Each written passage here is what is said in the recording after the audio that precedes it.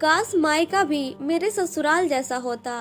गरिमा ऐसे परिवेश में पली बड़ी थी जहां अनुशासित रहना अनिवार्य था। हर काम समय पर होना चाहिए। लड़कियों को किसी तरह की आजादी नहीं थी। जब गरिमा कॉलेज जाती तब भी थोड़ी खुश रहती।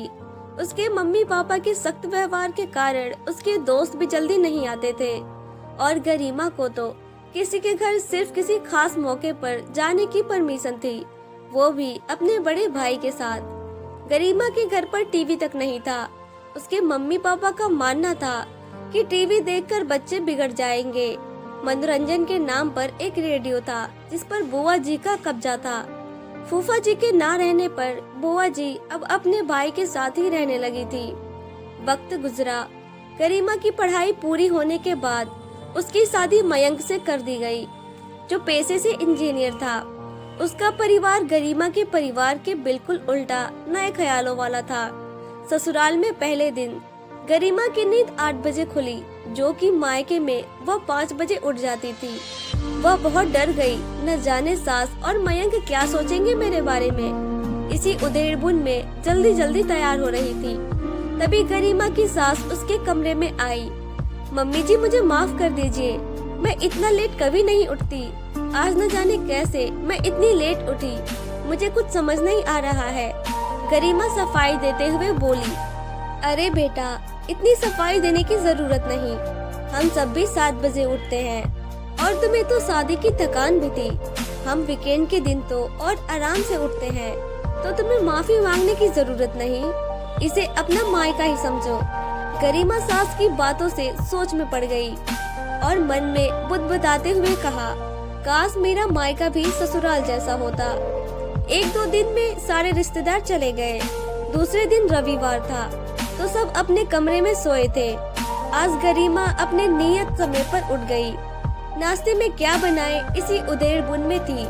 सोचा कि मम्मी जी से एक बार पूछ ले कि नाश्ते में क्या बनाए, लेकिन सब सोए थे तो उसने पोहा बना लिया और सबके उठने का इंतजार करने लगी। 9 बजने वाले थे तब मम्मी जी बाहर आई। गुड मॉर्निंग गरिमा। गुड मॉर्निंग मम्मी जी, नाश्ते में मैंने पोहा बनाया है, फ्रेश होकर आ जाइए। क्या तुमने नाश्ता बना लिया? आज तो हम बाहर जाकर नाश्ता करते हैं। चलो कोई बात नहीं, चलो तुम्हारा बनाया नाश्ता भी कर लेंगे और तुम्हें आज राम जी हलवाई की दुकान का लजीज नाश्ता कराते हैं। लगता है आज भी तुम जल्दी उठ गई।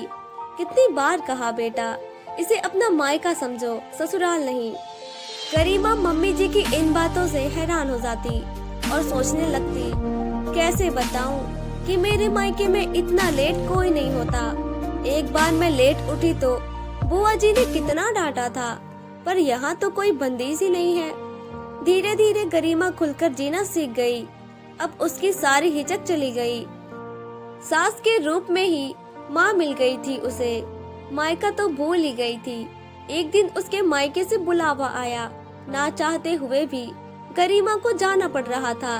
खैर, गरिमा अपने मायके चली गई।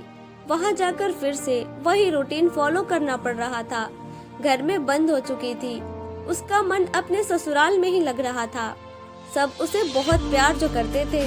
गरिमा की दोस्त रीमा उससे मिलने आई और ससुराल के बारे में पूछा तो गरिमा ने कहा, मैं तो कहती हूँ कि भगवान करे हर लड़की को ऐसा ही ससुराल मिले। मेरे ससुराल में कोई बंदिश नहीं। मम्मी जी बिल्कुल मेरे दोस्त की तरह रहती हैं। ऐसा भी ससुराल होता है क्या? रीमा ने हैरान होते हुए कहा। मेरी दीदी तो अपने ससुराल में इतना करने के बाद भी ताना ही सुनती है। भगवान तेरे जैसा ससुराल सबको दे, क्योंकि तेरा मायका ससुराल ही था, इसलिए भगवान ने तेरा ससुराल मायका कर दिया। सदा खुश रहो। दिवाली आने वाली थी। गरिमा की बुआ जी ने उसकी सास से कहा कि गरिमा को दिवाली में यहीं रहने दीजिए। गरिमा यह सुनकर दुखी हो गई और छुपकर अपने सास को फोन किया और कहा, मैं आप लोगों के साथ दिवाली मनाना चाहती हूँ, मुझे बुला लीजिए मम्मी जी। गरिमा की सास समझ गई कि गरिमा का वहाँ मन नहीं लग रहा है।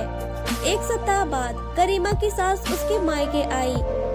उनको देखकर सब आश्चर्यचकित हो गए।